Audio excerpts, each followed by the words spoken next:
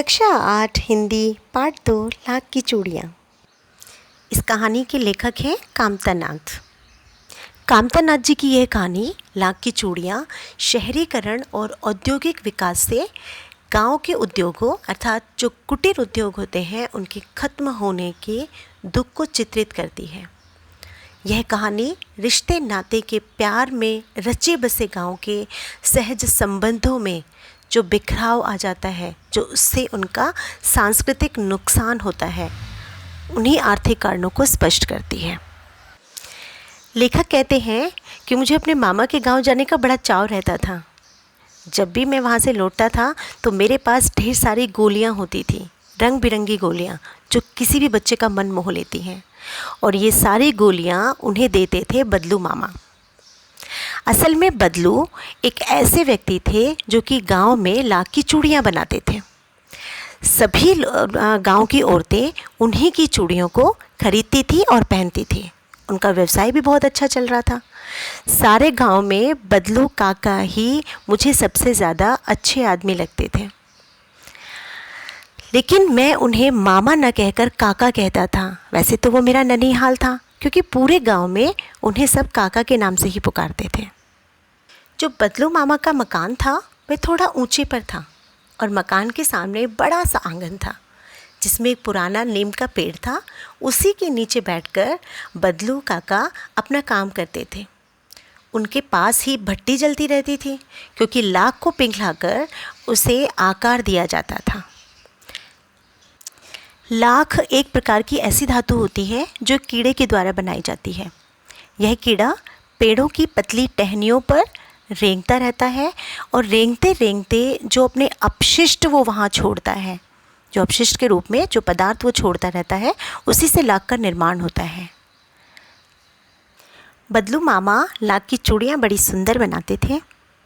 एक चौखट होती थी, लकड़ी का चौकोर टुकड़ा होता था जिस पर वे लाख को आग में सुलगाकर यानी आग में जलाकर मुलायम करते रहते थे, और एक धातु की छड़ के समान एक पतली मुंगेरी होती थी। उस पर वे चूड़ी का आकार उसे देकर उसमें डालते रहते थे।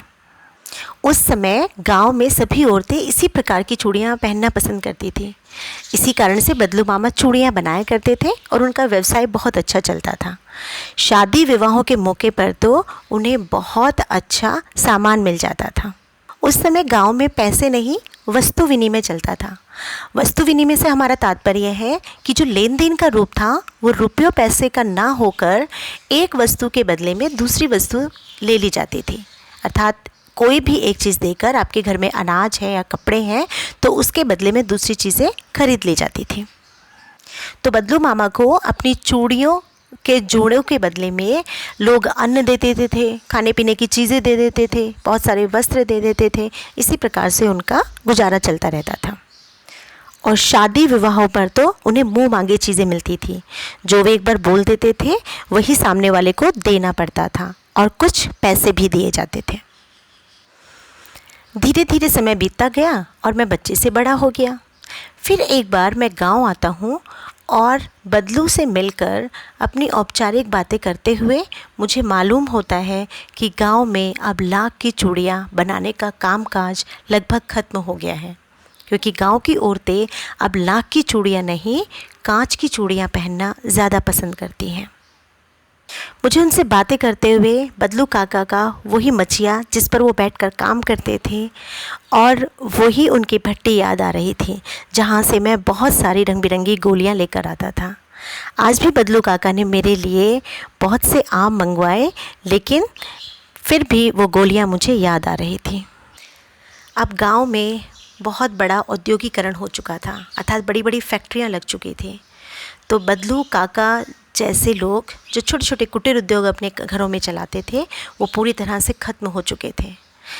बदलू काका इस बदलाव से बहुत दुखी थे, किंतु वो अपने सूल नहीं त्यागना चाहते थे। साथ ही अपना जीवन चलाने के लिए उन्होंने कई और रास्ते निकाल लेना ही सही समझा।